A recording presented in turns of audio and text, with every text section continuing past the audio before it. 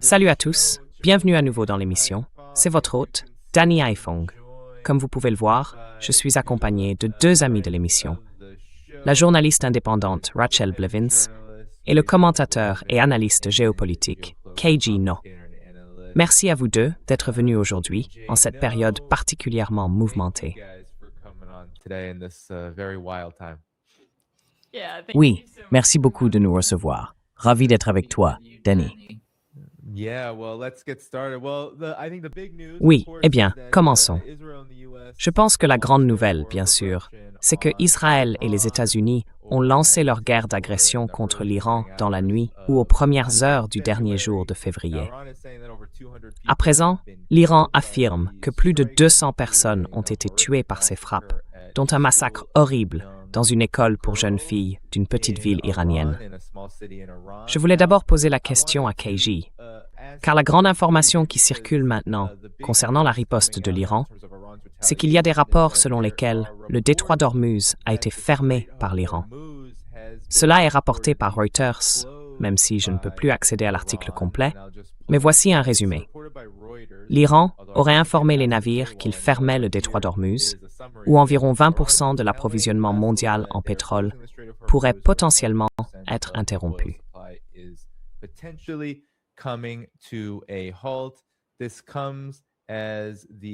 Cela intervient alors que la riposte de l'Iran a impliqué au moins 200 missiles, dont beaucoup sont des modèles plus anciens, ainsi que des drones lancés contre Israël et pratiquement toutes les bases américaines, causant des dégâts importants.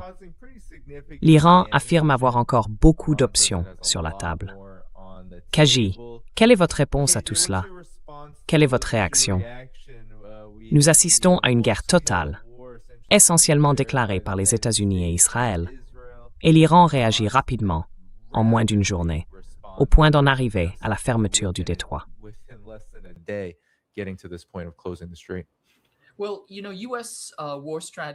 Eh bien, vous savez, la stratégie de guerre des États-Unis, ce qu'on appelle la bataille air-mer ou la bataille air-terre, repose traditionnellement sur le principe du choc et effroi. C'est essentiellement une stratégie de décapitation. On intervient, on neutralise les défenses aériennes ennemies, puis on décapite rapidement le commandement et le contrôle. Et la direction iranienne a déclaré « Vous n'avez rien accompli ». Tout ce que vous avez fait, c'est tuer des civils. Vous avez tué 85 écoliers. Si c'est cela votre idée de décapiter la direction, quelque chose ne va pas. Mais l'Iran riposte rapidement. Il dispose de 17 types de missiles, dont 8 peuvent atteindre Israël, et il frappe toutes les bases américaines.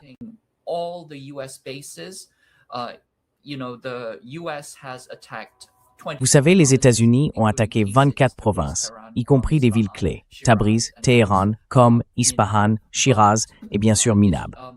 Mais l'Iran riposte violemment. On voit des attaques contre le Koweït, Bahreïn et les Émirats arabes unis, et je pense que les bases américaines semblent très vulnérables. On assiste à des explosions, à des missiles qui s'abattent, et bien sûr, le détroit d'Ormuz est impliqué. Il y a d'autres cibles aussi. Tel Aviv a également été touché. Donc je pense que c'est exactement ce qu'ils avaient promis. Les États-Unis voulaient une décapitation rapide, mais ce qu'ils n'ont pas compris, c'est que l'Iran a la capacité de riposter. Il s'est baissé et maintenant il rend les coups. Et je pense qu'il va y avoir des conséquences imprévues, des résultats inattendus.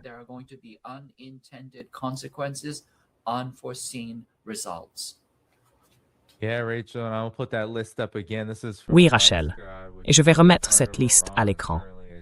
Elle vient de Wisegrad, qui n'est certainement pas un ami de l'Iran. C'est clairement une entité sioniste dans les médias. Et cette liste est assez stupéfiante. Nous parlons d'une réaction qui intervient après les attaques des États-Unis et d'Israël. Et maintenant, le détroit d'Ormuz est en question. Et il y a des rapports selon lesquels Donald Trump n'est pas satisfait de ce qui s'est passé au cours des 12 dernières heures environ. Quelle est ta réaction à tout cela?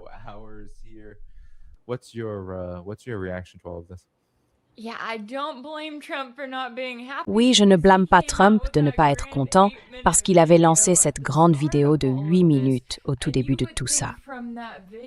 On aurait pu croire en la regardant que l'Iran était sur le point de s'effondrer, que ceux qui murmuraient à l'oreille de Trump, lui expliquant comment les choses allaient se passer, lui disaient « Écoute, on va mener ces frappes de décapitation, on va éliminer le principal dirigeant iranien, l'ayatollah. On va éliminer le président iranien. Et ensuite, on appellera le peuple iranien à descendre dans la rue, parce que c'est ce que Trump a dit. Il a affirmé qu'il faisait ce qu'aucun président américain n'avait jamais fait. Donc, je m'attendrais à un peu de frustration de sa part à ce stade, après plusieurs heures.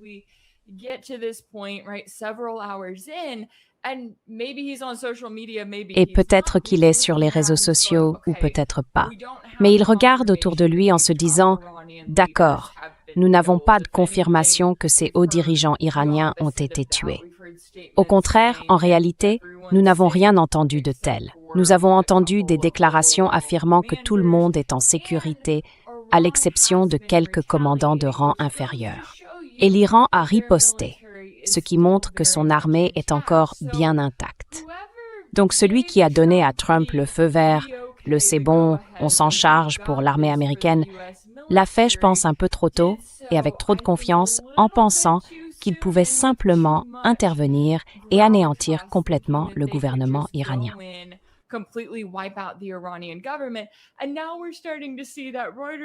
Et maintenant, nous commençons à voir ce rapport de Reuters qui affirme que Trump avait été averti à l'avance que même s'il tuait Khamenei, l'Iran le remplacerait simplement par quelqu'un d'encore plus radical, que le gouvernement iranien dans son ensemble ne s'effondrerait pas. Et évidemment, d'après tout ce que nous avons vu, il y a eu beaucoup de manifestations ces derniers mois. Nous avons également vu de nombreux rassemblements et démonstrations d'Iraniens sur le terrain qui défendent leur gouvernement et leur constitution. Donc, cette idée magique selon laquelle on renverserait le gouvernement en quelques heures pour parachuter Reza Pahlavi comme nouveau dictateur, cela ne se passe pas vraiment comme les architectes de Washington semblaient l'imaginer.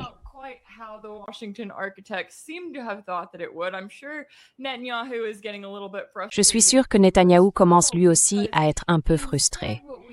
Car au lieu de cela, nous avons l'Iran dans une position où non seulement ils ne disent pas « Notre direction s'est complètement effondrée et vous nous avez tous détruits », mais ils soulignent le fait que nous avons ces massacres horribles, comme le massacre dans l'école où des dizaines de jeunes filles ont été tuées.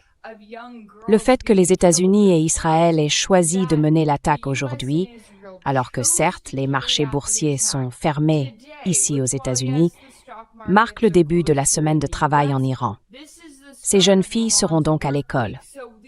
Elles ne seront pas chez elles avec leur famille.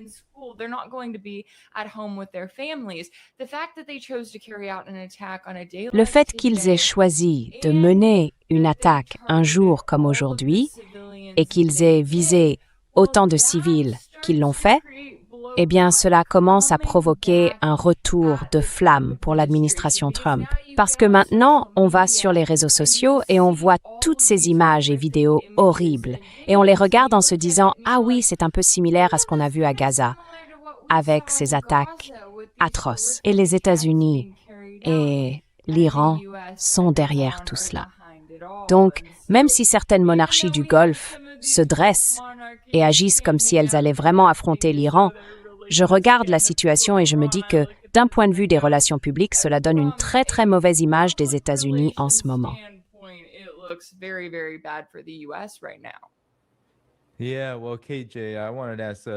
Oui, eh bien, Kaji, je voulais peut-être poser une question de suivi sur ce que cela signifie que le détroit d'Ormuz soit désormais une cible.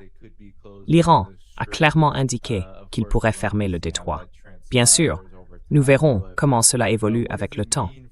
Mais que signifie le fait que l'Iran ait déjà cela en tête? Il semble qu'il y ait eu un véritable plan en place pour réagir rapidement à cette frappe, ce qui suggère qu'il savait qu'elle allait avoir lieu. Je suis donc curieux de connaître ton avis à ce sujet.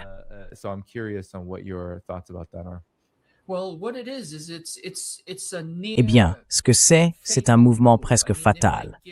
Je veux dire, si je prends une analogie de combat, les États-Unis faisaient de la chasse à la tête. Ils essayaient de frapper l'Iran rapidement et de l'assommer d'un coup à la tête. Et l'Iran a la capacité d'esquiver ce coup. Il semble qu'il ait évité le pire et maintenant il va contourner et l'étrangler. Le détroit d'Ormuz est l'un des points d'étranglement les plus importants du monde. Comme vous le dites, plus de 20% des expéditions de pétrole et de gaz naturel passent par le détroit d'Ormuz. C'est une artère vitale pour l'ensemble du système économique mondial.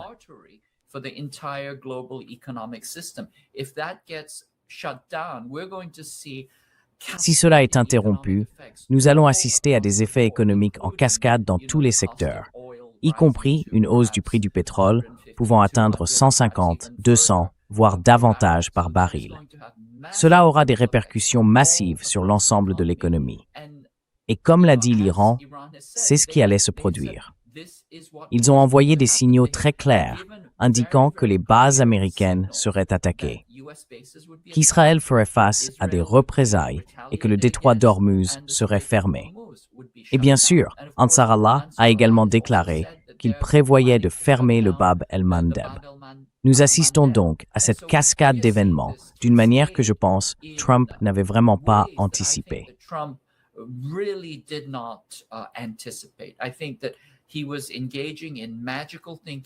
Je pense qu'il se livrait à une forme de pensée magique. Il a été trompé par les protégés de Bolton qu'il avait recrutés et il s'est également égaré. Car l'Iran, jusqu'à présent, s'est montré très diplomatique. Même lorsqu'il a été attaqué, il ne s'était auparavant livré qu'à des ripostes symboliques, du donnant-donnant, jusqu'à la guerre des 12 jours. Cela a donc, je pense, donné à l'administration l'illusion que ce serait une promenade de santé, que l'Iran s'effondrerait, ou qu'il se montrerait docile et accommodant. Et ce n'est certainement pas le cas. L'Iran est une tout autre bête que les États plus faibles que les États-Unis ont renversés comme des quilles.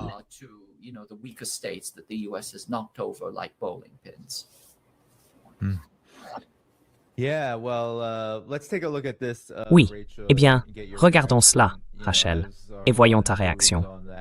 Tu sais, alors que l'Iran avance sur le plan économique, nous avons bien sûr aussi les frappes. Ce que je trouve intéressant, un peu comme ce qui s'est passé pendant la guerre des 12 jours en juin, c'est que, plutôt que les États-Unis et Israël aient une légitimité dans la région pour agir ainsi, on entend parler de gens qui dansent dans les rues et de tout le monde qui se réjouit en Iran.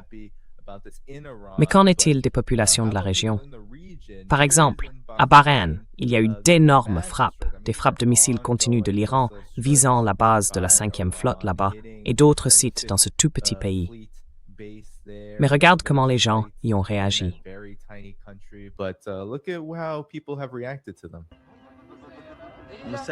Nusayara, frappe. Frappe.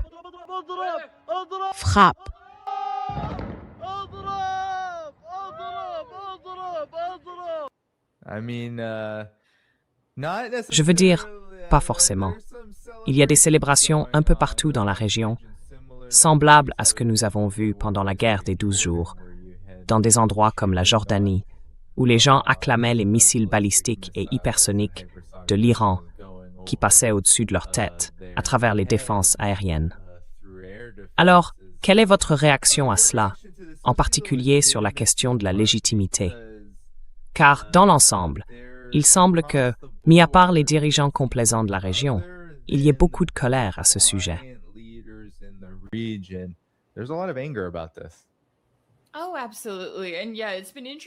Oh, absolument. Oui, c'était intéressant à observer. Je sais que beaucoup de gens regardent l'Iran et disent « Oh, c'est qu'un tigre de papier, il ne va pas vraiment réagir. » Eh bien, aujourd'hui, l'Iran a réagi, et d'une manière sans précédent. Je veux dire, jamais auparavant nous n'avions vu une attaque d'une telle ampleur visant toutes ces bases militaires américaines et ayant un impact de tant de façons différentes. Nous savions dès le départ que l'armée américaine n'était pas préparée à cela. Je sais que Trump s'est un peu énervé plus tôt cette semaine à propos de l'avertissement, disant « Écoutez, si vous attaquez l'Iran et que cela dure plus de disons 4 à 7 jours, nous allons nous retrouver face à une pénurie de stock.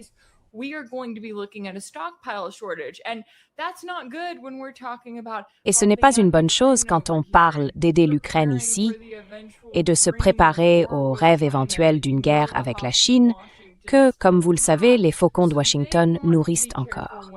Ils veulent donc être prudents dans leur approche vis-à-vis de l'Iran.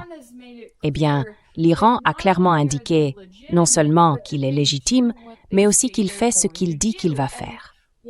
Et l'une des choses qu'il répète à chaque version de véritable promesse, 1, 2, 3, 4 à ce stade, c'est qu'à chaque riposte, cela va devenir de pire en pire, de plus en plus sévère, et que ça viendra de plus en plus vite. Donc au lieu d'attendre 2 semaines en se demandant est-ce que l'Iran va réagir,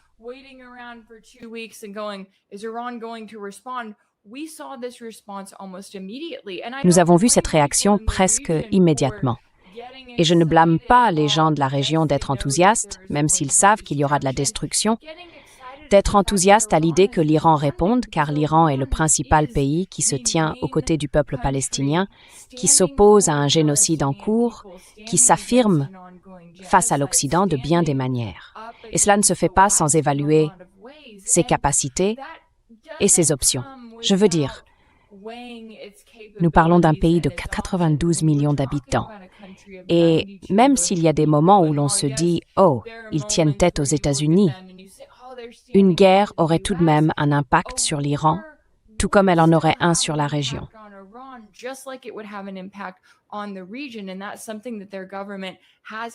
Et c'est quelque chose que leur gouvernement a dû prendre en compte. Je pense que le fait qu'ils agissent aussi rapidement dans le détroit d'Ormuz est un signe très révélateur, car c'est sans précédent. J'ai entendu des gens dire pendant des années « Oh, l'Iran ne fermera jamais vraiment le détroit, n'est-ce pas? Ils ne franchiront jamais cette étape. » Eh bien, ils franchissent cette étape en ce moment, et ils montrent clairement que si eux doivent souffrir, le grande région mondiale souffrira également.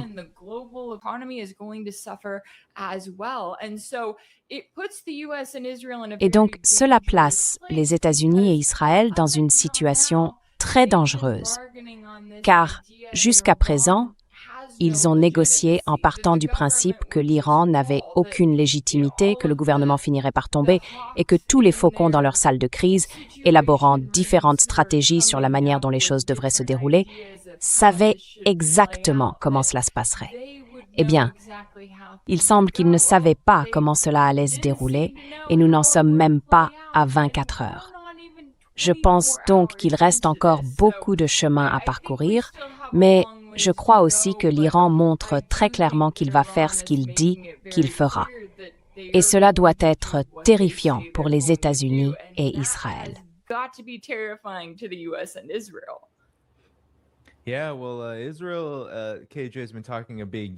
Oui, eh bien, Israël, KJ a beaucoup parlé.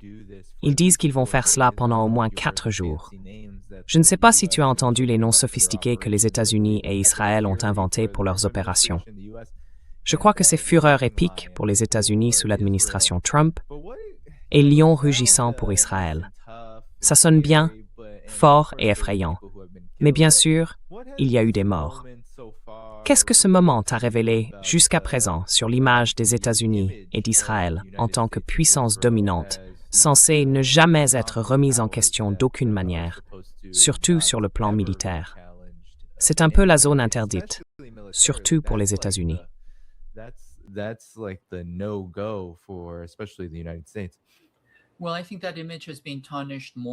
Eh bien, je pense que cette image s'est de plus en plus ternie.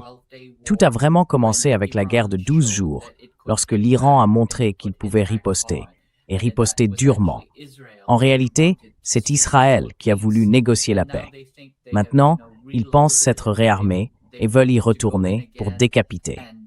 Et encore une fois, j'ai dit que si les États-Unis n'obtiennent pas une décapitation précoce, une suppression rapide des défenses aériennes ennemies, une destruction rapide du commandement et du contrôle, les choses deviennent beaucoup plus compliquées.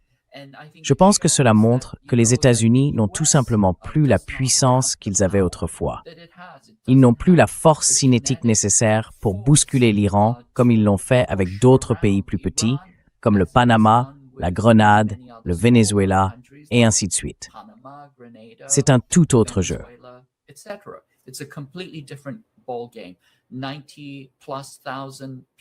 Plus de 90 000 personnes, un continent de la taille de l'Europe, des capacités militaires vastes et dispersées, 17 types de missiles différents, dont 8 peuvent très facilement atteindre et détruire Israël. Je pense que cela brise cette idée d'impunité et d'invulnérabilité des États-Unis. Nous en sommes encore au premier jour. Les choses pourraient évoluer rapidement. La guerre est toujours imprévisible. Mais l'élément principal sur lequel comptaient les États-Unis et Israël, cette décapitation rapide, semble avoir échoué. Ils ont manqué leur coup de poing surprise, et désormais, les choses deviennent beaucoup plus difficiles et complexes pour tout le monde, y compris pour Israël, y compris pour les États-Unis, mais certainement aussi pour les États du Conseil de coopération du Golfe. Ce sont les vassaux des États-Unis qui facilitent la guerre. Men Proctuation Bri Hulini, Lata, Nemetini, et Besouni the Smog. Jordan, Saudi Arabia, all of them are currently. Ils y participent tous, actuellement en train de se salir de peur. Et il faut aussi se rappeler qu'il s'agit d'États faibles et illégitimes qui ne possèdent même pas la véritable définition de la souveraineté. À l'exception de l'Arabie saoudite, les autres sont peuplés à 60 à 90% de migrants. Ce sont essentiellement des monarchies familiales qui se sont vendues à l'Occident comme vassaux impériaux et bases avancées pour les forces américaines. Elles n'ont aucune légitimité, même pas de population stable, et elles risquent d'être profondément déstabilisées à cause de cela. Si la guerre se poursuit et s'étend, cela pourrait bouleverser complètement la situation en Asie occidentale, le Moyen-Orient, si les choses continuent ainsi.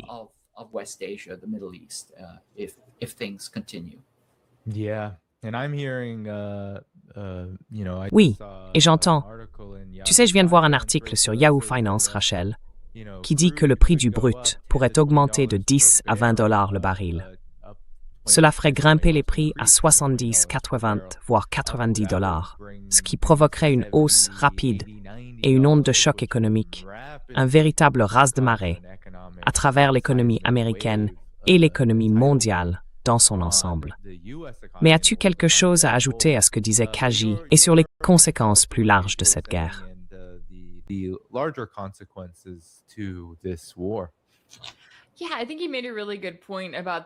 Oui, je pense que tu as soulevé un très bon point sur la position dans laquelle se trouvent ces monarchies du Golfe. J'ai remarqué que les Émirats arabes unis, dans le communiqué qu'ils ont publié après que leur base militaire américaine a été visée, ont spécifiquement dénoncé ce qu'ils ont qualifié d'escalade iranienne. Et je regarde ça en me disant, d'accord, tu peux appeler ça comme tu veux, mais la seule raison pour laquelle l'Iran t'a pris pour cible, c'est parce que les États-Unis et Israël ont mené des attaques contre l'Iran. Et l'Iran n'a cessé de prévenir sous toutes les formes possibles qu'il viserait les bases américaines dans la région s'il était attaqué.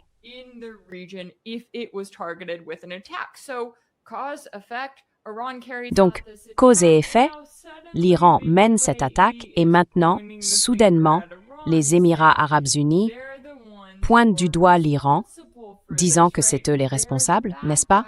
Ce sont les méchants dans cette histoire. Il va donc être très intéressant de voir ce qui se passera dans les semaines à venir, d'autant plus que, et j'ai vu que Fox News en profitait déjà un peu, il disait « Oh, les pays du Golfe se retournent contre l'Iran ». Et moi je me disais, ils n'ont jamais été du côté de l'Iran à la base.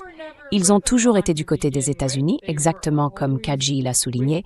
Ils ont été façonnés pour être des États vassaux des États-Unis, à bien des égards, dans la région, créés pour accueillir ces bases militaires et préparés pour ce moment de guerre contre l'Iran. Et l'Iran en est bien conscient, n'est-ce pas?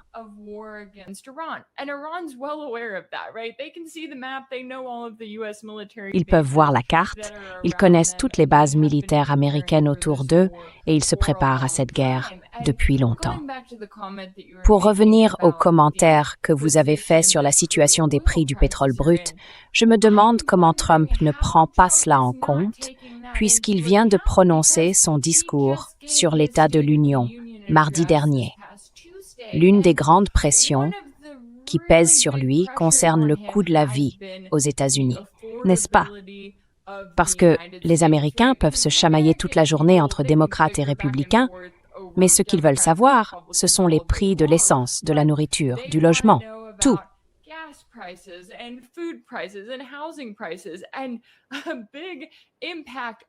Un facteur déterminant pour ces prix du gaz sera la situation du pétrole et celle du commerce. Et si le détroit d'Ormuz venait à être fermé pendant plusieurs jours et que cette guerre prenait une ampleur considérable, ce serait dévastateur pour l'économie mondiale et par conséquent pour l'économie américaine à bien des égards.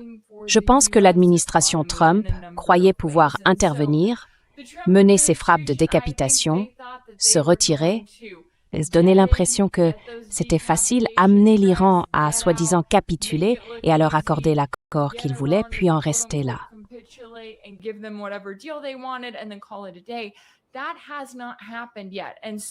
Cela ne s'est pas encore produit. Donc, lorsqu'ils commenceront à vraiment voir de quoi l'Iran est fait, ce qu'ils préparent depuis toutes ces années, si nous voyons l'Iran utiliser ses armes balistiques hypersoniques, ce sera un véritable tournant. Les États-Unis et Israël font toujours face aux mêmes problèmes de stock qu'ils ont eu tout ce temps. Je ne serais pas surpris de les voir faire une version de ce qu'ils ont fait pendant la guerre de 12 jours et dire « D'accord, on arrête, mettons fin à cela.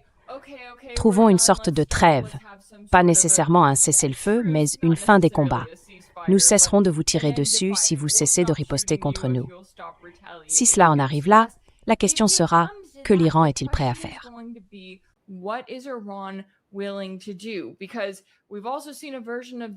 Parce que nous avons également vu une version de cela avec la guerre actuelle en Ukraine, où la Russie a clairement indiqué qu'elle ne voulait pas simplement accepter n'importe quel accord proposé par les États-Unis pour ensuite reprendre le même conflit 3 ou 4 ans plus tard. Ils veulent que la question soit réglée une bonne fois pour toutes, maintenant. Ainsi, le fait que les gardiens de la révolution islamique aient déclaré aujourd'hui qu'ils recherchaient une victoire décisive en dit long sur la position dans laquelle ils se trouvent lorsqu'ils parlent de leur opération appelée la finale des inondations d'Al-Aqsa. Cela montre qu'ils s'engagent pleinement dans cette démarche, et je ne m'attends pas à les voir se précipiter pour accepter quel que soit l'accord proposé par les États-Unis.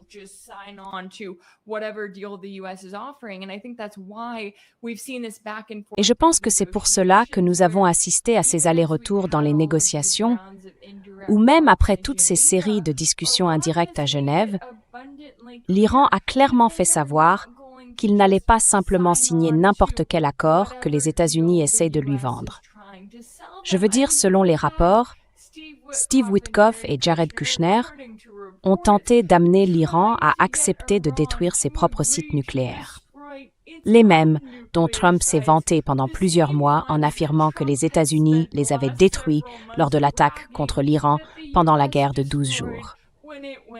Je ne sais pas à quel point cela peut devenir plus ridicule, ni à quel point il peut être plus évident que les États-Unis ne sont pas sérieux au sujet d'un accord nucléaire.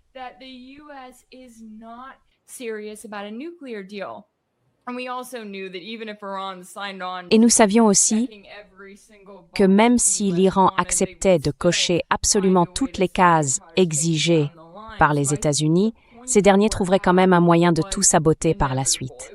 Donc je pense que la situation actuelle était inévitable, il était inévitable qu'on en arrive là, et il n'a pas du tout été surprenant de voir les États-Unis et Israël foncer tête baissée, agissant comme s'ils pouvaient mener une série de frappes de décapitation, éliminer la direction iranienne, puis considérer l'affaire comme réglée.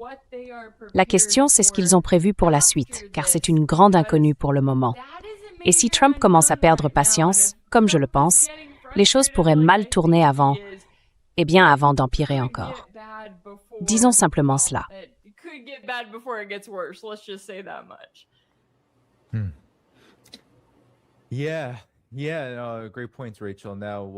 Oui, d'excellents points, Rachel.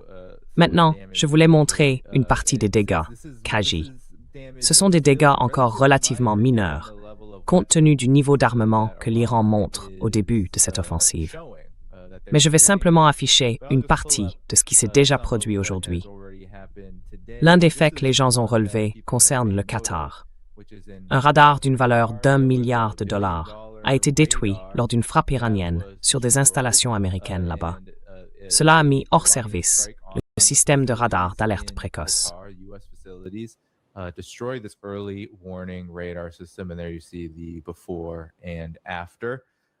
Et là, vous voyez l'avant et l'après. Voici la portée de ce radar d'alerte précoce. C'est assez, précieux. C'est pourquoi il a coûté 1 milliard de dollars. Mais il y a ensuite des rapports, bien sûr, de frappes sur Israël qui, même avec des armes plus anciennes, restent assez impressionnantes. Ici, nous avons quelques images de Haïfa, des rapports faisant état de bâtiments détruits. De véritables signaux d'alerte massifs pour Israël sur ce qui pourrait arriver si cela continue. Alors, KJ, une réaction à cela?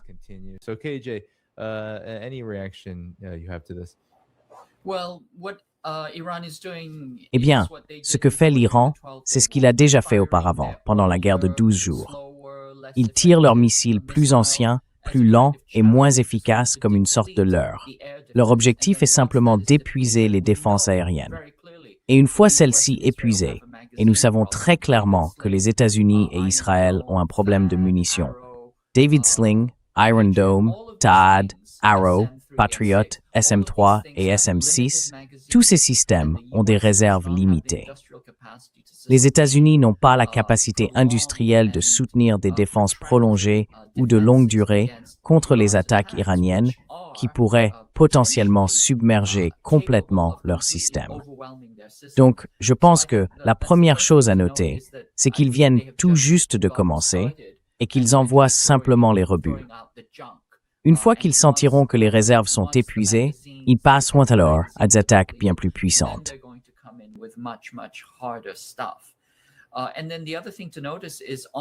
Et puis, l'autre chose à remarquer, c'est ce dôme radar. Regardez à quel point cette attaque était précise. Je veux dire, c'est l'un de ces grands systèmes radars clés qui fonctionnent comme un panoptique régional. Il rend toute la région transparente. Et c'est là-dessus que les États-Unis vivent et meurent. Ils veulent cette transparence, ce champ de bataille transparent où ils peuvent tout voir. Une fois que vous commencez à les aveugler, une fois que vous commencez à neutraliser ces différents éléments de ce qu'ils appellent la chaîne de destruction, cela devient beaucoup plus difficile. Cela devient une véritable ascension. C'est le genre de chose qui n'est pas censé se produire selon la doctrine de combat américaine, mais il semble toujours oublier que l'adversaire a son mot à dire. Et ici, l'adversaire, l'Iran, s'exprime très clairement et bruyamment, de manière énergique, que les États-Unis, je crois, n'ont pas encore pleinement pris en compte.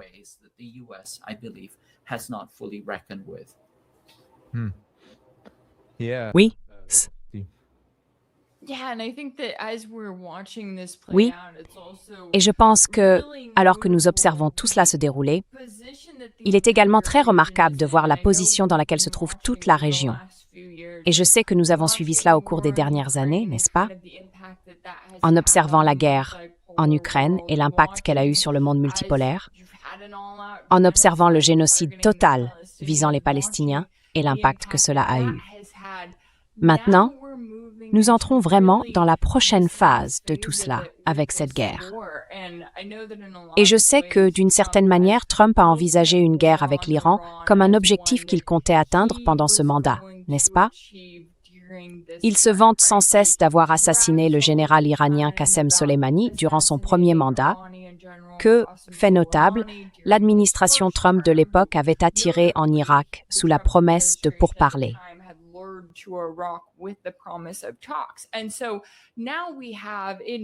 Et donc maintenant, en moins d'un an, nous avons le deuxième cas où les États-Unis agissent comme s'ils voulaient conclure un accord nucléaire avec l'Iran, menant ces négociations, puis en plein milieu des discussions, interviennent soudainement pour attaquer l'Iran.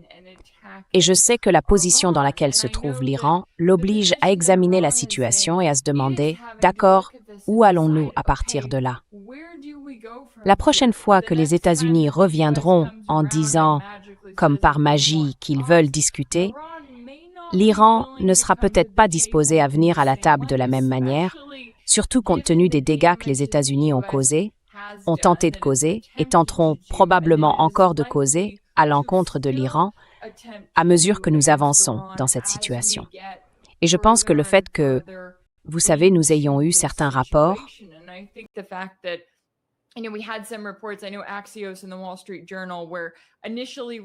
je sais que Axios et le Wall Street Journal rapportaient plus tôt dans la journée que Trump allait s'adresser à la nation. Et au moment où j'ai vu ça, je me suis dit, d'accord, ont-ils réussi à atteindre le dirigeant iranien? Ont-ils réussi leur frappe de décapitation? Parce que ce serait une raison pour Trump de s'adresser à la nation. Et puis soudain, tout cela a été annulé. Peut-être que les informations n'étaient pas exactes, mais le fait est que cela ne s'est pas produit, du moins plus tôt dans la journée de samedi. Donc je pense que Trump est actuellement en train d'essayer de comprendre comment avancer. Mais les États-Unis doivent se réveiller et réaliser la position dans laquelle ils se sont mis. Ils ne peuvent absolument pas rivaliser avec la Chine en matière de production industrielle.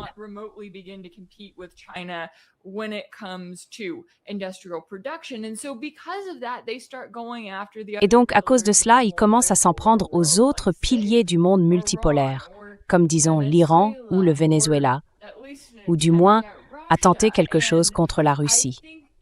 Et je pense que l'enlèvement du président vénézuélien Nicolás Maduro a donné à l'administration Trump une sorte de faux sentiment de confiance, n'est-ce pas? Cette idée qu'il pouvait simplement parachuter dans un pays, kidnapper le président en exercice, puis agir comme s'ils possédaient le gouvernement, comme s'ils étaient désormais aux commandes. Ils ont regardé le Venezuela et se sont dit « Oh oui, on peut faire une version de ça en Iran. On mènera simplement des frappes de décapitation à la place. Tout se passera bien. La CIA nous donne son feu vert sur le terrain. » Mais jusqu'à présent, ce n'est pas ce qui s'est produit. Et donc, je pense que les États-Unis ont vraiment surestimé leur capacité ici et la situation ne joue pas en leur faveur pour le moment.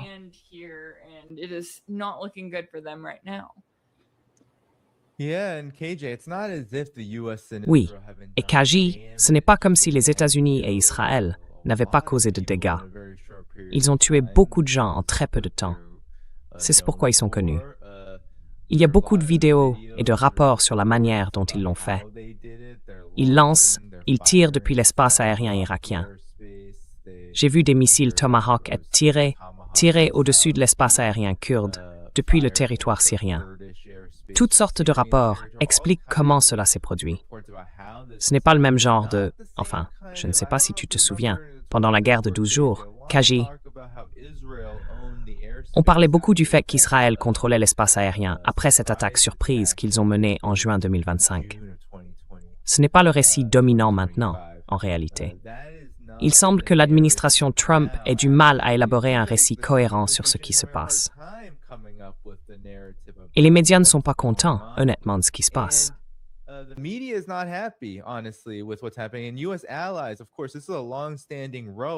Et les alliés des États-Unis. Bien sûr, c'est un problème de longue date. Mais je voulais en parler avant d'avoir ta réaction, KJ, parce que je pense que c'est vraiment important. Nous avons vu l'administration Trump se montrer très insensible, du moins dans la manière dont elle se présente à ses alliés européens. Mais il s'agit ici d'un enjeu concret, absolument concret, qui vient de se produire.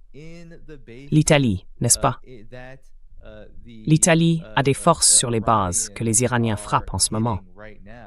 Et cela a provoqué beaucoup de consternation chez les Italiens, car il y a une base militaire qui abrite plus de 300 membres de leur armée de l'air. Il n'y a eu ni ordre ni avertissement indiquant que les États-Unis allaient frapper. et ils n'ont eu aucun temps pour évacuer. Maintenant, ils sont des cibles faciles, incapables de quitter ce qui est une cible vérifiable et aisément atteignable pour l'Iran.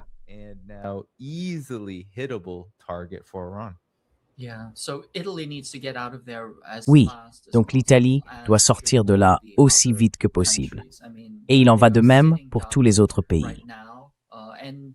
Je veux dire, ils sont des cibles faciles en ce moment. Et vous savez, cela ne devrait pas être une surprise. Quand le parrain de la mafia est prêt à faire ce qu'il veut faire, il n'y a plus d'objectifs, plus d'obstacles. Les gens sont jetables. Ils auraient dû le savoir. Mais l'Italie doit sortir de là, et il en va de même pour les autres pays. Je veux dire, c'est le chaos. Il y a une sorte de fracture de stress qui se produit entre l'Europe et les États-Unis. C'est comme si le tissu conjonctif avait été endommagé. Une petite entorse politique, si l'on peut dire.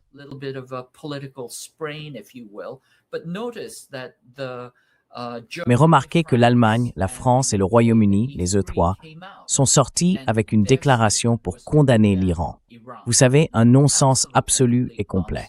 Condamner l'Iran, voilà ce qu'ils trouvent à dire. Face à une guerre d'agression non provoquée, commencée dans des conditions de perfidie. C'est la seule chose qu'ils ont à proposer. Même chose avec Mark Carney. Même chose, vous savez, suggérant que l'Iran était l'agresseur et qu'Israël se défendait. Un non-sens absolu. On voit donc encore la classe dirigeante impériale et coloniale occidentale répéter le même récit. Mais il existe de profondes fractures à l'intérieur du système.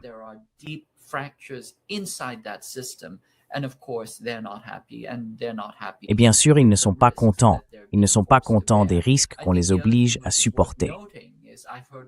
Je pense qu'il faut aussi noter que j'ai entendu dire que les troupes américaines avaient été retirées de leur base et dispersées dans des hôtels, tandis qu'il semble que les Italiens aient été laissés là comme des cibles faciles, comme, vous savez, des déclencheurs ou des cibles. Et je suis sûr que la population italienne sera furieuse et elle devrait exiger des comptes à ses dirigeants pour avoir mis leurs compatriotes en danger de manière totalement inutile et injustifiée.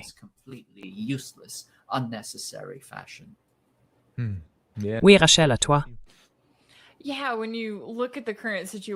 Oui, quand on regarde la situation actuelle, je sais que c'est une autre source majeure d'inquiétude, puisque les États-Unis ont renforcé leur présence militaire dans la région.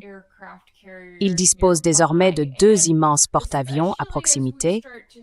Et surtout, alors que nous commençons à voir ces attaques de représailles se produire, menées par l'Iran, visant certaines des pistes clés que les États-Unis voudraient utiliser sur les bases de leurs alliés, ils vont vraiment commencer à dépendre de ces porte-avions. Et la question devient alors, faut-il cibler les porte-avions, n'est-ce pas? Ce sont en quelque sorte des villes flottantes avec environ 5000 soldats à bord.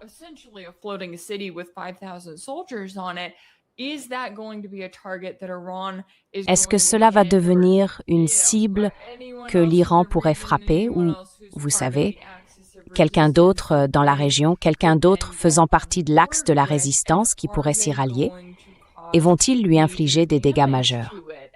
Donc, pour beaucoup de ses alliés, écoutez, au bout du compte, Trump n'est vraiment pas, comme vous l'avez tous dit, très attaché à ses alliés européens. Mais ils doivent bien se réveiller et se rendre compte qu'ils sont à bord d'un navire en train de couler.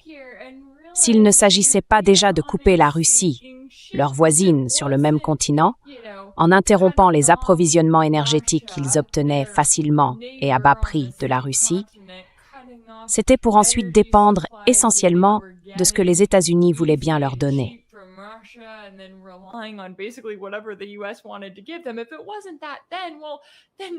Si ce n'était pas ça, alors tout à coup, ils se retournent et se rendent compte que la position dans laquelle ils se trouvent, avec les troupes qu'ils ont au Moyen-Orient, pourrait être en danger, que leurs soldats pourraient mourir. Et Trump ne va pas décrocher le téléphone pour les appeler et leur dire exactement ce qu'il fait. Non, il parle à Netanyahou. N'est-ce pas? Lui et Netanyahou planifient tout cela, agissant comme s'ils maîtrisaient parfaitement la situation, alors qu'en réalité, ce n'est pas du tout le cas au bout du compte.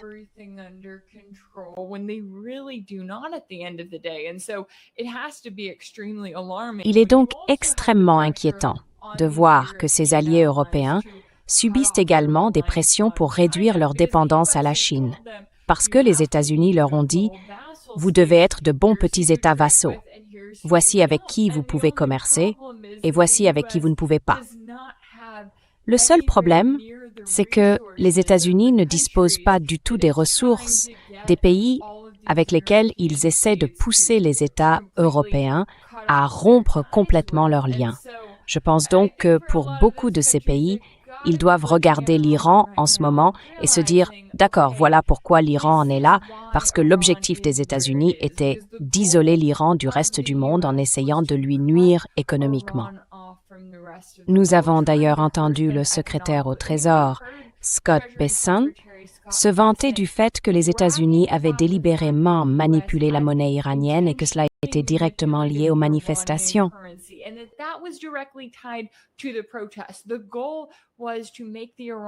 L'objectif était de rendre le peuple iranien tellement misérable qu'il descendrait dans la rue et commencerait à manifester massivement.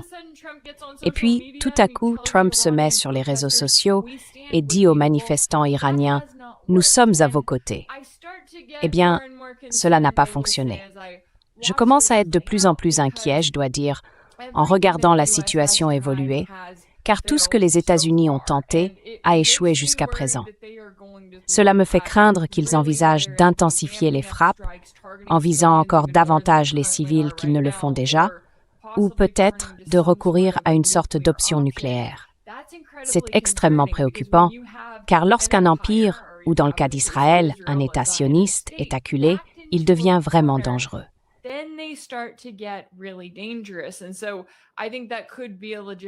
Et donc, je pense que cela pourrait être une question légitime que nous devrions nous poser dans les semaines à venir, surtout si cette guerre s'éternise, si elle dure plus que les 4 jours dont les rapports ici aux États-Unis disent « Oh, cela ne va durer que 4 jours ».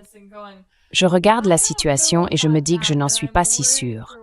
Et je m'inquiète de ce qui pourrait se passer si l'Iran parvient à continuer d'infliger des dégâts importants à Israël. Surtout s'il commence à déployer des missiles balistiques hypersoniques et à montrer au monde de quoi ils sont capables, n'est-ce pas? Surtout s'ils commencent à viser des satellites là-haut, puisqu'ils ont mentionné qu'ils allaient frapper dans les airs, sur terre, en mer et aussi dans l'espace. Cela pourrait nous placer dans une situation très grave, et je m'inquiète de ce que les États-Unis et Israël pourraient tenter de faire.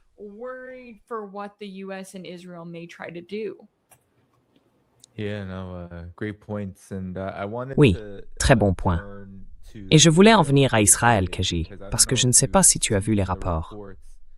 Bien sûr, il s'agit d'une opération de changement de régime, une guerre de changement de régime, une tentative visant essentiellement à éliminer l'ensemble de la direction iranienne dans l'espoir qu'elle soit remplacée par des forces dociles, prêtes à se soumettre aux États-Unis et à Israël. Mais voici un rapport. Benjamin Netanyahou affirme qu'il y a de plus en plus de signes indiquant que l'ayatollah Ali Khamenei, le guide suprême de l'Iran, n'est plus.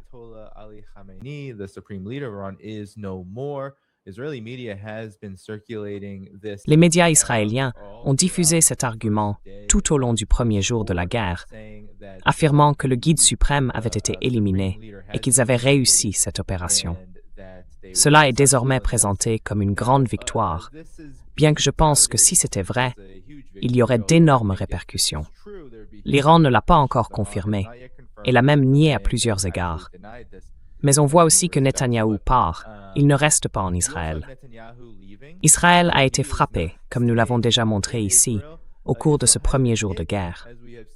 Mais il est évident qu'ils savent que quelque chose de bien plus important se prépare.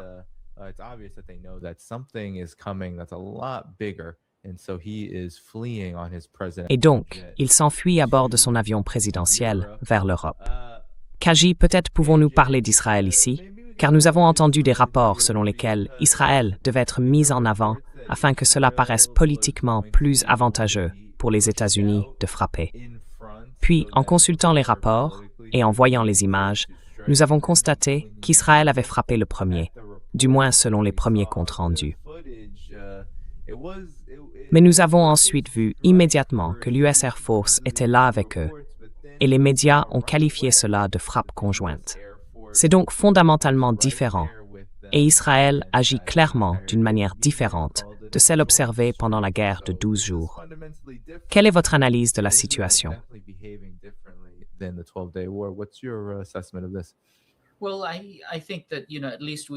Eh bien, je pense qu'au moins, nous n'avons plus à faire semblant qu'Israël agit d'une manière ou d'une autre seul, ou qu'il existe une divergence d'opinion. Il est clair qu'ils travaillent tous les deux ensemble. Ils ont le même objectif, contrôler l'Asie de l'Ouest et attaquer puis détruire l'Iran. Ce qui est intéressant à noter, comme vous le soulignez, c'est que le dirigeant israélien a pris la fuite. Je pense que c'est significatif. Cela montre qu'il y a une peur immense au sein de la direction israélienne et qu'ils craignent que ce qu'ils ont tenté puisse désormais aussi leur arriver. Israël est un petit pays. Comme je l'ai dit, il existe 8 types de missiles capables d'atteindre facilement Israël.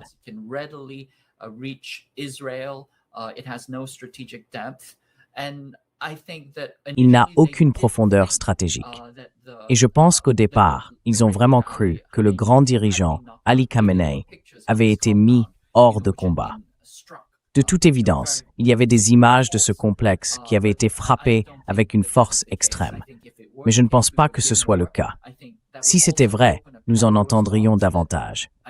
Je pense que cela ouvrirait aussi une boîte de Pandore que les États-Unis et Israël n'ont pas vraiment envisagée. Je continue de penser que l'avantage revient au pays qui a l'endurance, et c'est très certainement l'Iran, qui se bat pour sa survie sur son propre terrain. Je crois que nous ne voyons encore que les premières étapes de ce qui pourrait devenir bien plus dangereux et bien plus sanglant.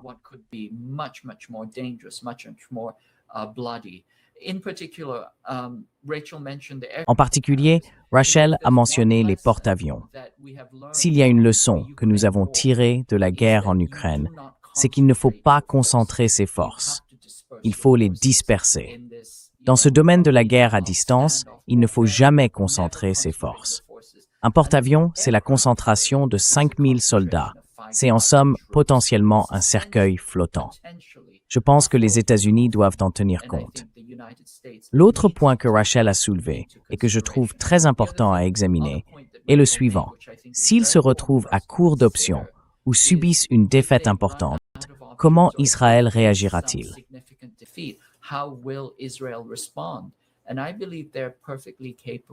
Et je crois qu'ils sont parfaitement capables, les États-Unis et Israël, tous deux, de gravir les échelons de l'escalade. Je consultais récemment la doctrine américaine des opérations nucléaires conjointes de 2005. C'était un document qui avait fuité, et il expliquait les raisons ou les conditions dans lesquelles les armes nucléaires pouvaient être utilisées. Il disait que c'était pour obtenir une fin de guerre rapide et favorable, selon les termes des États-Unis, pour assurer le succès des opérations américaines et multinationales, pour démontrer l'intention et la capacité des États-Unis, et pour contrer des forces conventionnelles adverses potentiellement écrasantes. D'accord. Beaucoup de cases, Kai. Ça fait beaucoup de cases cochées, mais en substance, cela signifie que si les États-Unis n'aiment pas la tournure des événements, ils peuvent utiliser des armes nucléaires. Maintenant, ils ont déclaré « Oh, nous avons renié cette doctrine ». Mais chaque fois qu'on écoute les experts et l'élite dirigeante parler, ils citent directement ce document. Donc, je ne serais pas surpris qu'il y ait des préparatifs nucléaires en cours comme solution de secours potentielle.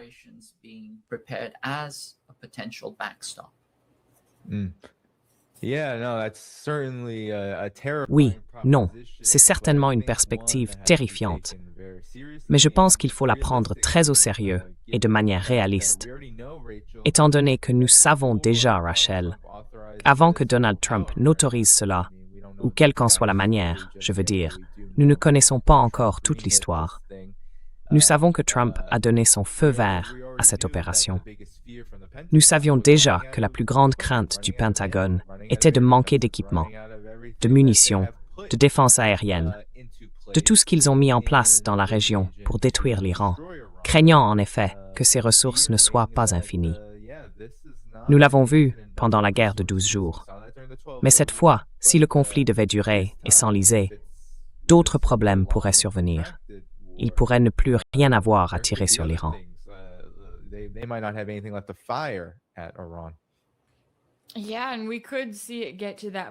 Oui, et on pouvait voir les choses en arriver là. Je tiens cependant à préciser que, en regardant les réseaux sociaux, j'ai vu qu'il y avait beaucoup de discussions aujourd'hui à propos de l'ayatollah, cette question de savoir s'il est toujours en vie. Il est intéressant de noter que Reuters rapporte maintenant, en substance, que son corps a été retrouvé, qu'il est décédé. C'est curieux qu'il diffuse cette information, non? Parce que nous n'avons toujours reçu aucune confirmation officielle. En fait, ce que nous avons entendu de la part du gouvernement iranien est exactement le contraire. Donc nous ne savons pas dans un sens ou dans l'autre.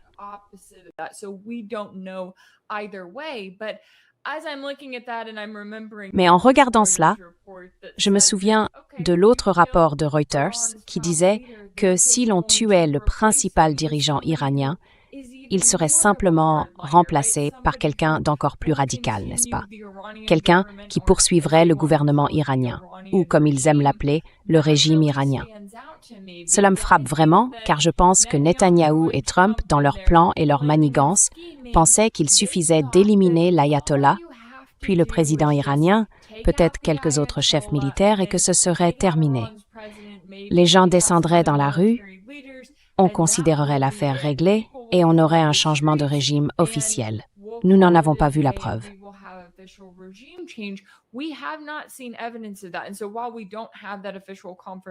Ainsi, bien que nous n'ayons pas de confirmation officielle sur qui a été ou non assassiné, nous savons qu'à ce stade, l'Iran dispose toujours d'un gouvernement fonctionnel. Ils ont encore une armée opérationnelle qui continue de riposter.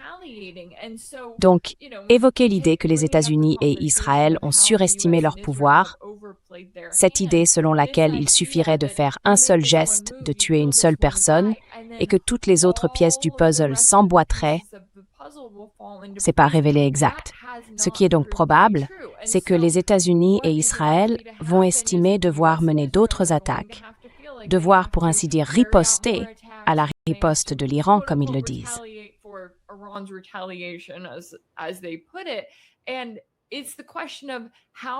Et la question est de savoir jusqu'où ils veulent aller dans cette affaire.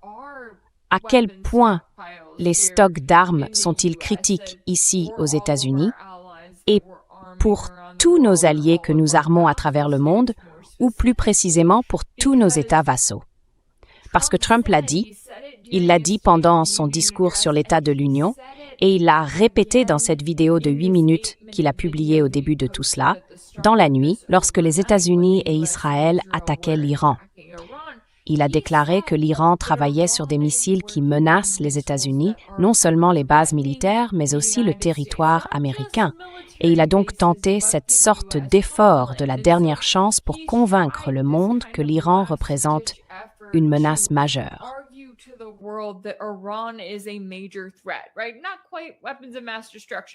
D'accord.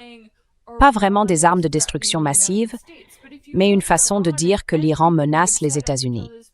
Mais si l'on regarde l'Iran et tout ce qu'ils ont déclaré jusqu'à présent, c'est « nous ne voulons pas d'armes nucléaires.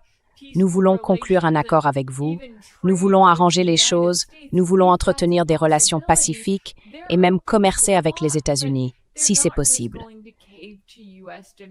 Ils sont ouverts à beaucoup de choses, mais ils ne vont pas simplement céder aux exigences américaines. Et si les États-Unis réussissaient l'une des principales opérations d'assassinat qu'ils visaient, cela ne ferait qu'endurcir encore davantage le cœur du peuple iranien. Ils ne voudront plus rien avoir à faire avec les États-Unis. Je ne leur en voudrais pas, d'aucune manière, de scander « mort à l'Amérique », car les États-Unis, c'est le pays qui menace directement leur patrie, qui menace directement leurs dirigeants, qui tue leurs enfants pendant qu'ils sont à l'école.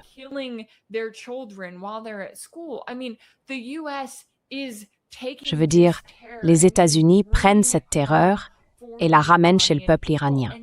Et maintenant, ils doivent y répondre. Donc Trump a peut-être pensé que ce serait facile, entrer, sortir, et que ce serait une autre version du Venezuela. Mais je pense que ce que nous voyons, c'est que cela va devenir un bourbier, un désastre à bien des égards. Et ce sera ce dont on se souviendra du deuxième mandat de Trump. Parce qu'une fois de plus, pour la deuxième fois en un an, ce type a surestimé ses capacités. Il a pensé « Oh, nous pouvons y aller, attaquer l'Iran et faire ce que nous voulons. » Et encore une fois, cela ne s'est pas passé comme il l'avait imaginé. Il aurait dû apprendre la première fois. Mais nous y revoilà, encore une fois.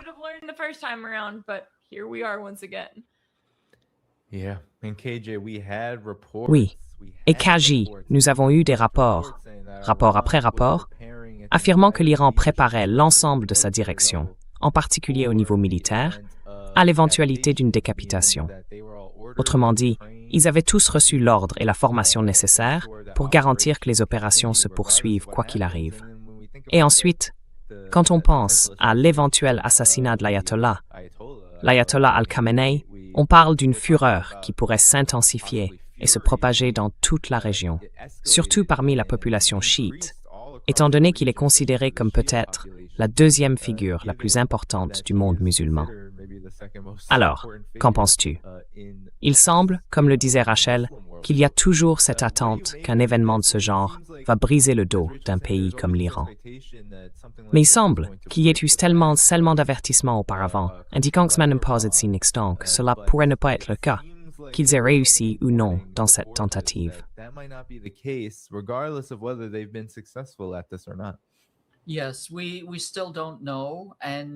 Oui, nous ne savons toujours pas, et je pense que c'est peu probable. Je crois qu'il s'agit d'une opération psychologique israélienne. Ils pensent qu'en disant cela, ils vont désarmer et désillusionner les gens, et aussi les encourager à se soulever. Je pense que c'est une erreur de calcul totale. Nous verrons quels sont les faits réels. J'ai entendu dire qu'ils avaient perdu le contact, mais cela ne signifie pas nécessairement qu'un individu a été tué, éliminé ou assassiné. Mais je crois vraiment que s'ils ont réussi, ils ouvrent une boîte de Pandore.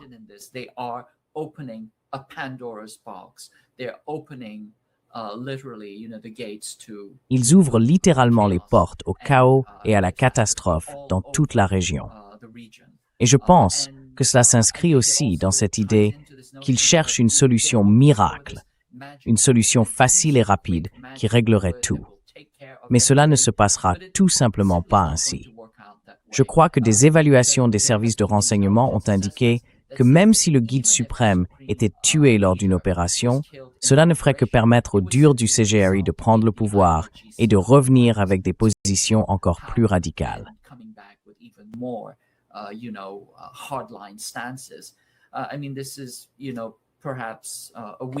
C'est peut-être une analogie un peu faible, mais chez moi, nous n'utilisons jamais de savon antibactérien censé éliminer 99,9% des germes, parce que nous savons que si l'on tue 99,9% des bactéries, on se débarrasse en réalité de toutes les bactéries neutres ou bénéfiques, et il ne reste plus que les plus dures, les plus féroces.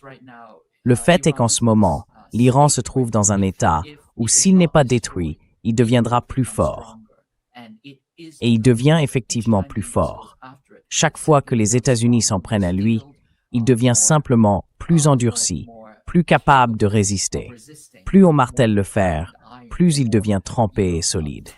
Je pense que c'est ce qui se passe actuellement, et je crois que les États-Unis se trompent complètement dans leurs calculs. Et à mon avis, Israël se trompe aussi sur ce point.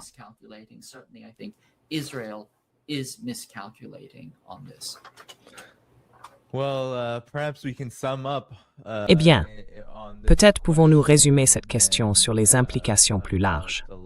Beaucoup de gens demandent, Rachel, s'agit-il du début d'un scénario de Troisième Guerre mondiale? Certains invités de l'émission ont soutenu que ce scénario se déroule depuis longtemps déjà. Mais qu'en pensez-vous?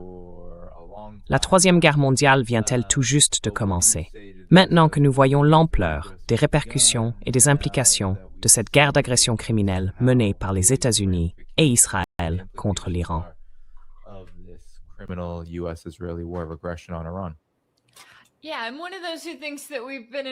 Oui, je fais partie de ceux qui pensent que nous sommes en guerre mondiale depuis un certain temps déjà, mais cela soulève la question de la manière dont la Russie et la Chine en particulier vont réagir.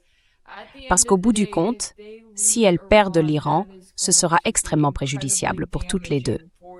Et évidemment, l'Iran a ses propres capacités, n'est-ce pas? Nous commençons à peine à voir de quoi l'Iran est capable, et ils ont déclaré avoir de nombreuses surprises en réserve. Mais cela soulève aussi une question pour des pays comme la Russie et la Chine qui ont essayé d'adopter une approche plus distante.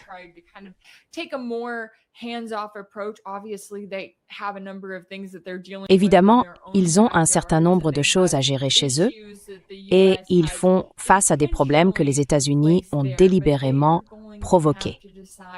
Mais ils vont devoir décider comment réagir et ce qu'ils pourront faire pour l'Iran, car je pense que l'avenir du monde multipolaire est en jeu ici, n'est-ce pas? Cette question de savoir si nous allons tenir tête à l'Empire américain et à quoi cela va ressembler. Eh bien, l'Iran fait tout ce qu'il peut pour résister aux États-Unis, pour s'affirmer dans la région, pour rendre la situation claire.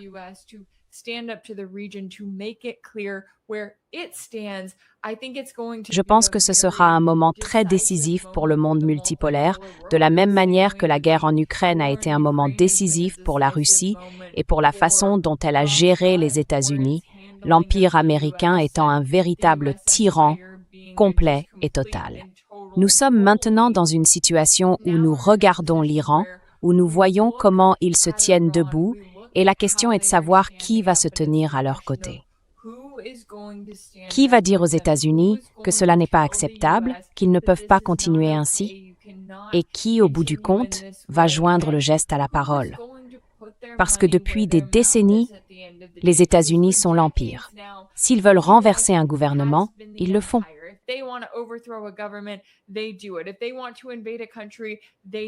S'ils veulent envahir un pays, ils le font. Ce qu'ils décident s'impose et personne n'a vraiment réussi à leur tenir tête. Mais l'Iran a résisté. L'Iran a supporté une pression incroyable et il résiste encore aujourd'hui. Je pense qu'il faut reconnaître quelque chose au peuple iranien qui a traversé l'enfer et en est revenu et qui en ce moment même perd des amis et des membres de sa famille à cause de ces attaques horribles menées par les États-Unis et Israël. Ils en paient le prix et ils se dressent véritablement pour le monde entier face à ce gigantesque tyran qui les vise depuis bien trop longtemps. Oui, Kaji, même question pour toi.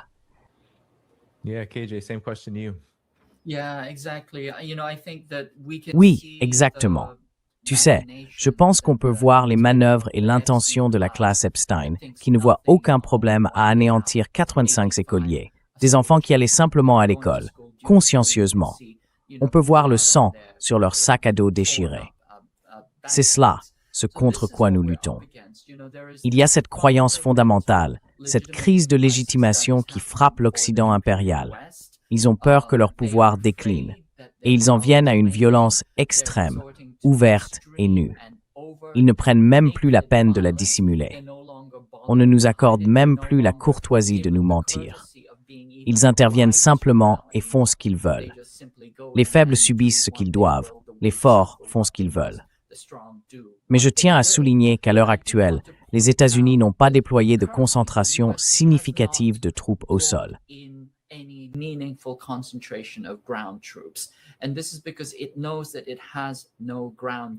Et cela, c'est parce qu'ils savent qu'ils n'ont pas de stratégie sur le terrain. En fin de compte, sans présence au sol, sans troupes terrestres, on ne vainc pas un ennemi. Bien sûr, on peut infliger des dégâts, on peut même détruire des pays, mais on ne peut pas vaincre un adversaire. Le fait qu'il n'ait pas de troupes au sol, qu'il n'ait pas le type de préparation que nous avons vu, par exemple, en Irak et en Afghanistan, montre que, même si les États-Unis ripostent et agissent avec une violence et une brutalité extrêmes, ils comprennent aussi qu'il existe certaines limites matérielles strictes à ce dont ils sont capables. En même temps, on peut être sûr que la Russie, comme la Chine, utilise ce qui se passe en ce moment comme un laboratoire pour savoir comment elles continueront à défier les États-Unis à mesure que la guerre se rapproche de plus en plus de leurs capitales respectives.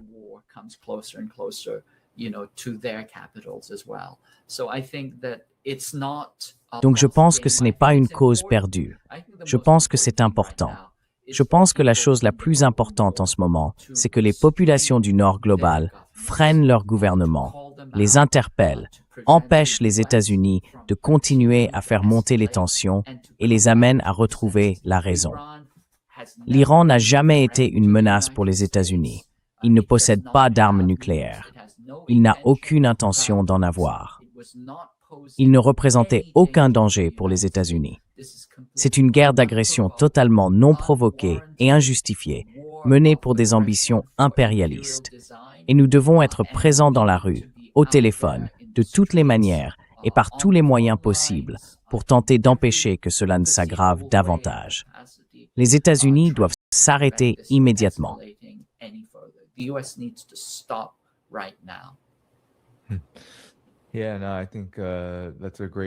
Oui, non, je pense que c'est un excellent point. Nous pouvons commencer à conclure ici. Je dirais simplement ceci, quelle que soit l'opinion que l'on ait sur l'Iran, sa direction, sa politique, peu importe. Si c'est vrai que le guide suprême, l'ayatollah Ali Khamenei, a été tué, il avait 86 ans, et les Iraniens le verront probablement comme quelqu'un qui est mort en défendant son pays. Il n'a pas quitté le pays. Il était évident que cette attaque était probablement connue à l'avance, même si la question reste de savoir s'ils ont eu assez de temps pour y réagir aussi pleinement qu'ils l'auraient souhaité. Mais cela soulève la question. Comment les Américains, les habitants des États-Unis, les Occidentaux, se perçoivent-ils par rapport à cette guerre? Non seulement comme quelque chose d'impopulaire, mais, vous savez, comme quelque chose dans lequel nous sommes soit impliqués, soit simples spectateurs, ou quoi d'autre. Il y a une grande question sur la manière dont les gens devraient vraiment aborder cela à l'avenir. Des commentaires finaux, Rachel et Keiji, que vous voudriez faire avant que nous terminions ici.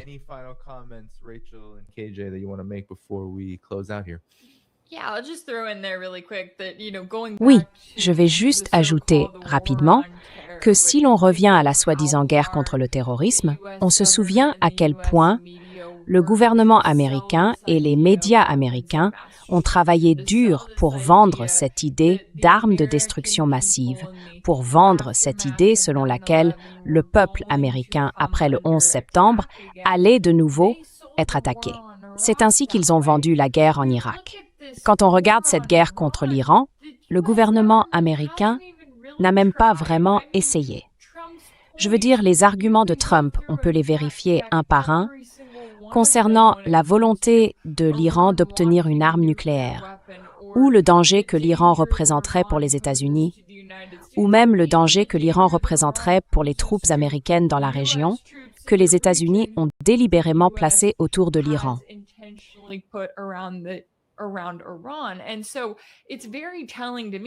Et donc, c'est très révélateur pour moi, et cela devrait être insultant pour le peuple américain, que leur gouvernement montre clairement qu'il ne se soucie même pas de savoir si les gens sont soumis à la propagande, les poussant vers la prochaine phase de la Troisième Guerre mondiale. Trump y va de toute façon. Ils ont voté pour Donald Trump en espérant qu'il serait le président de la paix, que cette soi-disant ère de paix allait réellement signifier quelque chose, n'est-ce pas?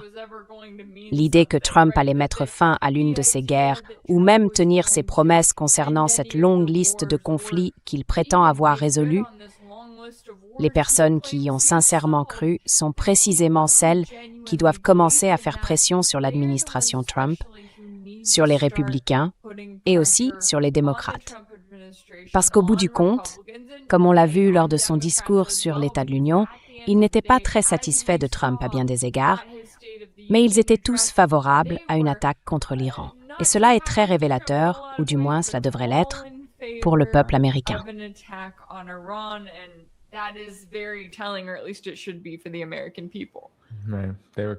Ils applaudissaient pendant qu'il faisait la promotion des mensonges sur les armes de destruction massive qu'il a répété une fois de plus dans sa déclaration de 8 minutes depuis un lieu tenu secret. KJ, un dernier mot? Oui, je suis absolument, tu sais, sur la même longueur d'onde que Rachel. Je suis d'accord avec elle à 100%. Tu sais, la guerre ne résoudra aucun des problèmes auxquels nous faisons face, qui sont structurels. Ils ont à voir avec les contradictions du système lui-même. Et tous ceux à qui l'on a dit qu'un vote pour Trump était un vote pour mettre fin aux guerres devraient comprendre maintenant, plus que jamais, qu'on leur a menti. Donc, ce que nous devons faire, c'est agir, non seulement pour arrêter les guerres, mais aussi pour punir et tenir pour responsables les menteurs et les va-t-en-guerre. C'est notre tâche en ce moment.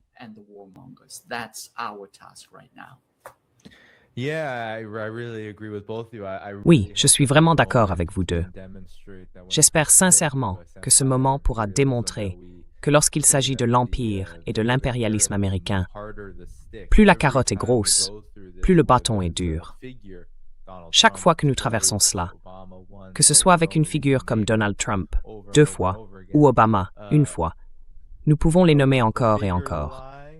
Plus le mensonge est grand, pire est leur bilan et leur service à l'Empire. En grande partie, parce qu'il y a tant de choses que cela est censé servir, et qui au final, comme nous le voyons maintenant, se retournent violemment contre eux. Mais c'était un plaisir d'être avec vous deux. Je tiens aussi à remercier toutes les personnes qui ont envoyé un super chat et celles qui sont devenues membres aujourd'hui.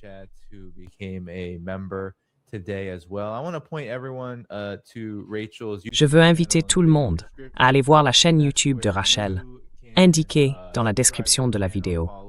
C'est là que vous pouvez vous abonner et suivre son travail. Elle fait un excellent travail. Un travail quotidien, je crois, n'est-ce pas, Rachel? J'ai l'impression que oui. À peu près, oui. Presque tous les jours. Et sans oublier que tu as été très généreuse avec ta plateforme et ton espace pour nous deux. Donc, je veux simplement te remercier pour tout ce que tu fais. Et KJ, bien sûr, toi aussi. Merci d'avoir pris le temps d'être ici pour parler de tout ça. Il faudra qu'on continue à suivre la situation. Elle risque de durer un moment.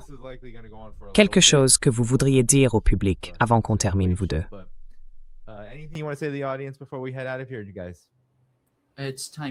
Il est temps de descendre dans la rue.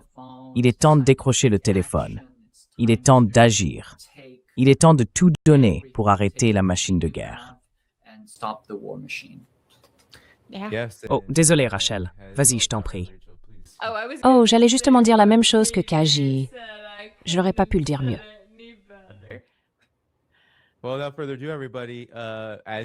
Eh bien, sans plus tarder, tout le monde, pendant que vous allez écouter Rachel et KJ, n'oubliez pas d'appuyer sur le bouton « J'aime » avant de partir, car cela aide à amplifier leur voix pour que davantage de personnes puissent les entendre aussi. Allez dans la description pour trouver le travail de Rachel et tous les moyens de soutenir cette chaîne. Je reviendrai probablement tous les jours. Sans doute, je pense, demain matin. Je vous tiendrai très bientôt au courant de ce qu'il en est, puisque nous faisons des mises à jour quotidiennes ici sur ce podcast. Ce qui pourrait être, et ce qui est déjà en fait, je ne devrais même pas dire pourrait être, un moment monumental de l'histoire, avec cette guerre criminelle d'agression contre l'Iran menée par les États-Unis et Israël. Très bien, tout le monde. Salut. Prenez soin de vous. Au revoir. Israel. All right, everybody. Salute. Take care. Bye-bye.